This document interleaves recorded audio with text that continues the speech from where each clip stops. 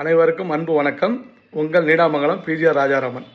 நேற்றைய தினம் நம்ம தமிழக அரசால் ஒரு பட்ஜெட் தாக்கல் செய்யப்பட்டது. அந்த பட்ஜெட் எவ்வளோ ஒரு பெருமை வாய்ந்த பட்ஜெட்டுங்கிறது ஒரு சின்ன விளக்கம். அதாவது ஒன்றிய அரசு இந்தியாவில் உள்ள அனைத்து மாநிலங்களுக்கும், அதாவது தமிழ்நாடு கிடையாது, அது அணியில் 78,572 கோடி ரூபா பள்ளி கல்வித்துறைக்கு ஒதுக்கியிருக்காங்க. ஆனால் நம்ம தமிழக அரசனுடைய பட்ஜெட் பார்த்தீங்கன்னா 46,767 கோடி ரூபா.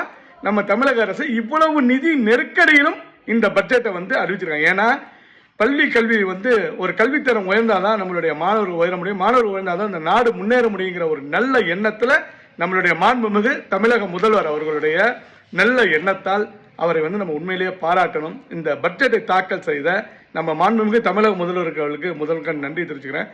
ஏன்னா எல்லாரும் அப்பான்னு சொல்றோம், உண்மையிலேயே பெற்ற தகப்பன் தன்னுடைய சொந்த மகனுக்கு செய்வது போல் இந்த கல்விக்கு நிதியை வழங்கிய தங்களுக்கு மனமார்ந்த நன்றிகள். வணக்கம்.